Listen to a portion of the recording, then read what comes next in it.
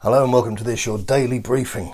A little bit of a cut and shunt of a show, if I'm entirely honest with you. I put together a dialogue for us to have. Aston Villa in there, the Athletic selective memory, Matt Doherty, due diligence, Dele Alli, and Sissoko talking to a French site called Foot Mercato. But I was somewhat distracted, to put it mildly. There's always this voice of it within the Tottenham thing, and I'm sure it happens in every club where you get this voice that sort of pats you on the head, this sort of tone about it that says, "Oh, don't you worry about that, it's all in hand." And the reality is, those phrases drive me up the bloody wall. It's all in hand. Those are the last words I want to hear at any stage about anything in my life. So, transfers, we keep on being told that that nobody's doing much business at this stage, and once the tournament is over, once the Euros are done with, then all will be revealed, all will become clear, and suddenly people will be able to make phone calls again and send faxes or whatever they get up to these days. And the truth is that if you look at the activity that's going on in the transfer market, Spurs are heading in the same direction as ever.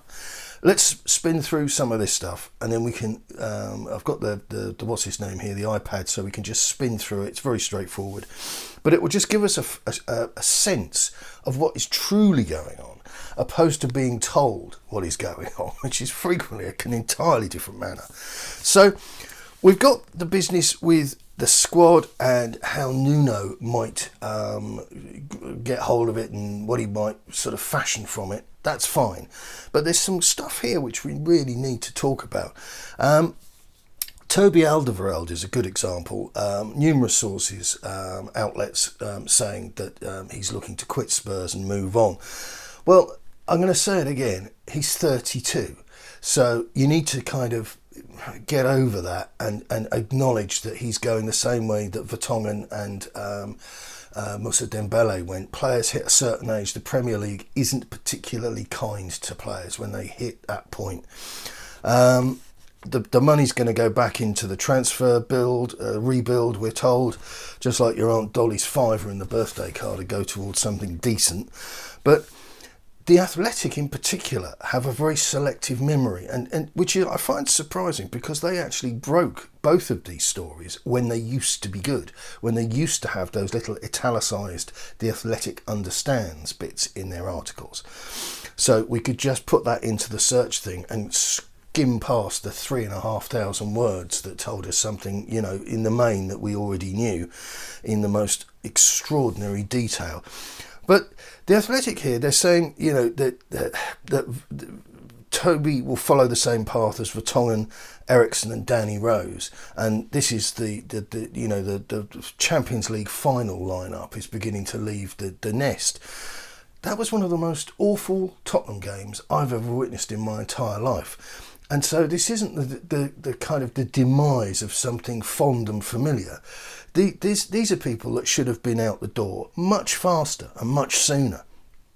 And very casually throws in the phrase here, the team stagnated under Mourinho, and Alderweireld was not an automatic selection. He did not start in 4 of Mourinho's last 5 matches.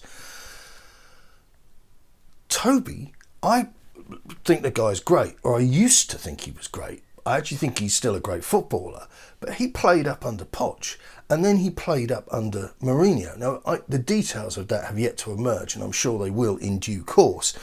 But the idea that the Mourinho was responsible, anybody who thinks that Mourinho is focused on Mourinho being responsible for the antagonism with Toby, I'd say it's probably well earned, and I'd say that some of those people would probably be a little bit kind of ambivalent about the good that Mourinho did when it came to turning Harry Kane into a more rounded, fuller and better player. So Paratici is looking for defenders. We're being linked with players, some inexpensive, like that Japanese guy we had yesterday. And one possible solution for improving our defence is Matt Doherty. And the idea here is being reported. I think it's by this is the Mirror, or it's the Mail, but it doesn't matter because they're all the same. They're all the same. Matt Doherty is looking to rediscover his sensational Wolves form, which ended up with him playing as a wing back, and apparently was simply electric under Nuno, contributing 15 goals and assists across Wolves' first 2 seasons. 7 goals a season, or if you break it down, isn't so bad, and 7 assists a season isn't so bad. So that's useful. That's kind of edging towards where, say, Kieran Trippier was when he was at Burnley. But Nuno, I hope, can get something out of him here, because there are so many glaring holes. And it's been suggested here, this is the thing I was looking for, mentioning Dele Alli, because boy, is there a player there that needs to be kind of, I don't know what the polite words are, but get a grip, and live up to the hype. And so we have here, this is more spin and frankly propaganda. Dele Alli, having sat on the periphery of the squad under Mourinho, he was immediately reinstated into the Spurs team under Mason. To his credit, he did well. He didn't do well. He did well if you were watching him and you were maybe his mum or his brother-in-law or whatever. But if you were actually watching the games from a kind of, just being straight with yourself position, and then if you looked at the stats, it was easy to see that he didn't actually live up to the hype. He hadn't kept fit, which is something that tells us more about him than what he actually did on the pitch, if that makes sense.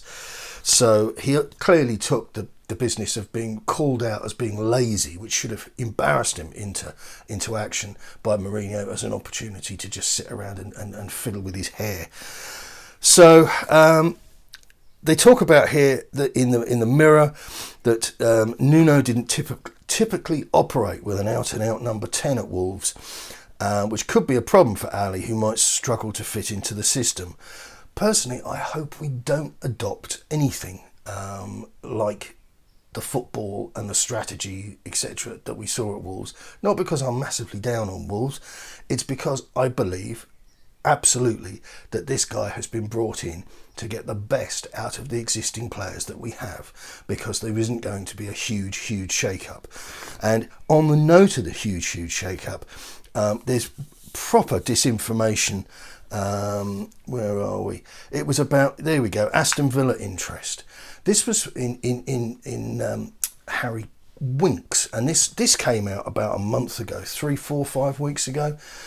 It was a Matt Law piece, which I felt at the time was a bit of a filler. It wasn't that, it was kind of, I don't want to do everybody a disservice, but the reality is we're not stupid. We understand the way football is.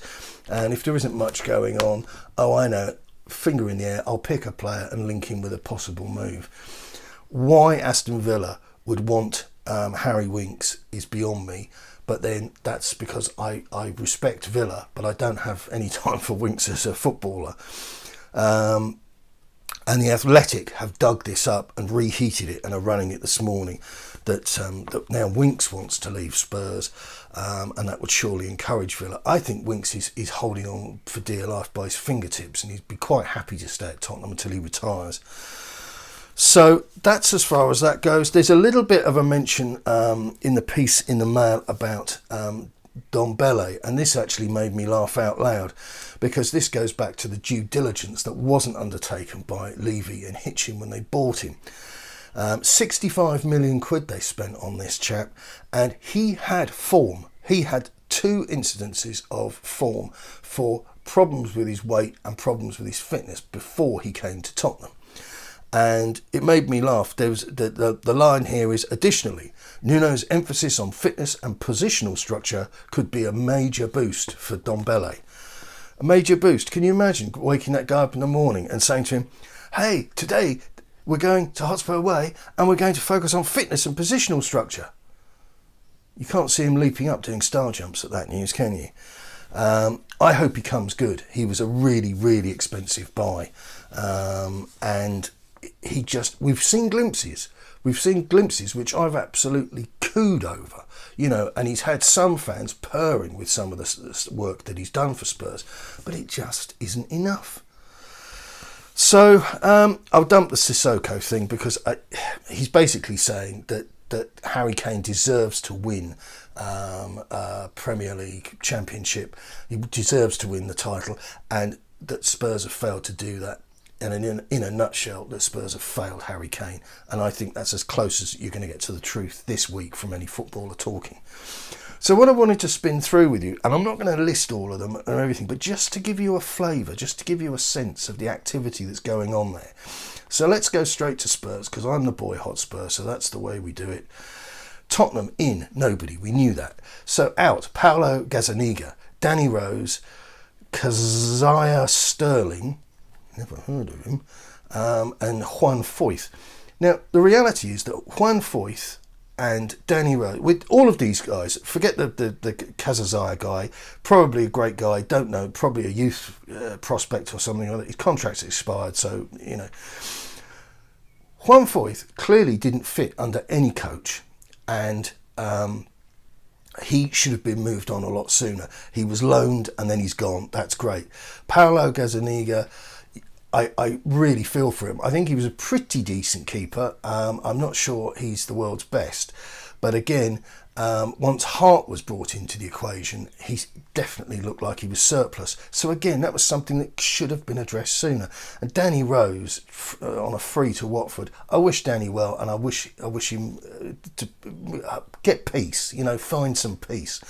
But he should have been shunted on several windows ago. So while Spurs have been taking ages with this sort of glacial approach to getting rid of players, and I understand that, you know, it'll be after the Euros, there may be something done. But if we look at other clubs, Arsenal, for example, nobody in, that's fine. But 1, 2, 3, 4, 5, 6, 7, 8, 9, 10 or more have gone out. Lots of undisclosed fees and lots of loans that they've decided not to take an option on. Aston Villa have dropped 38 million quid with Norwich. Emi Buendia, I've probably pronounced that really horribly. And Villa themselves have got rid of 3 players. Brentford, nobody in. Now remember, they're coming up, but they've already started clearing the decks. Expired contracts they've not taken up, and an undisclosed fee. Brighton, 1 player in, guy from Benfica. Good luck with that. And 5 out at Brighton. Burnley, 1 player in from Stoke. 4 out. Chelsea, nobody in. But out, 1, 2, 3, 4, 5, 6, 7, 8, 9. And they brought in Billy Gilmore. He's the Scottish guy that caught a few eyes at the Euros, and he's on loan from Norwich. And some guy they've sold to AC Milan for 25 million. So again, there's lots of activity going on there. And Crystal Palace, this is superb. Somebody called Jacob Montes from Georgetown University, but out 1, 2, 3, 4, 5, 6, 7, 8, 9. Connor Wickham, incidentally. Do you remember that name? Yeah, he was going to be the next big thing. Nathaniel Klein, he was going to be the next big thing. Wayne Hennessy. They've bought a lot of players here that didn't manage to quite work. But one interesting one, if Spurs got stuck, Gary Cahill. Still good value, and he's on a free contract expired. Everton, nobody in. Theo Walnut's gone to Southampton, and they've got rid of about like 8 or 9 players. Leeds, Jack Harrison in from Man City, undisclosed, tidy bit of business. And again, Leeds, who used the loan market and are really, really on the ball with their contract deals. Loads of contracts have expired and they've not taken it up. It looks about 11 players out the door at Leeds. Leicester City, they've bought a player. I mean, this is a side that win the league now and again in our lifetime in colour. Bought 2 players, spent 40 million quid, and they've let 3 players go. Patson Daka from Salzburg, Red Bull Salzburg, and Bombakary Soumer from Lille, who I can only find rave reviews about him online. Liverpool, they brought in Konate from Red Bull Leipzig. I hope to some this isn't sending you into a coma, but I'm just trying to get across here that some people are out there, some people who are who are, I would describe as well-run football clubs, they're not sitting on their hands and they're getting stuff done in a timely fashion.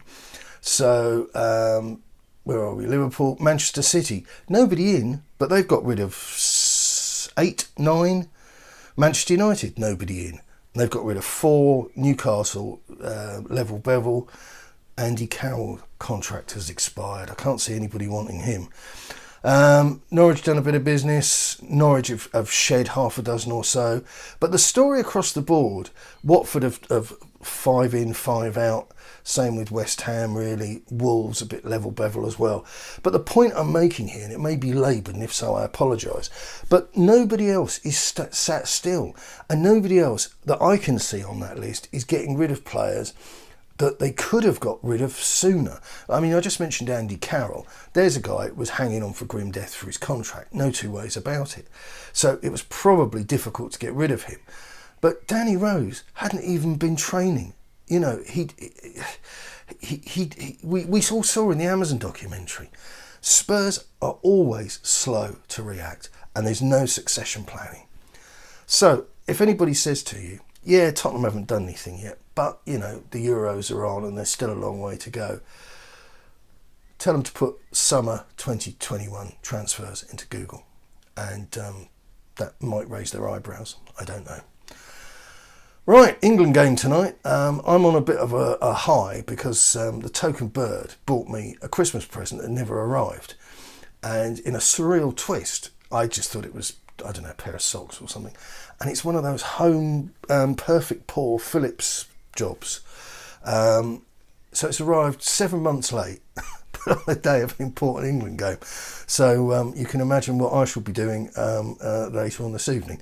Right, good luck. Keep it Tottenham. Hit the likes if you want to. There's no obligation. And I'll speak to you soon. Cheers.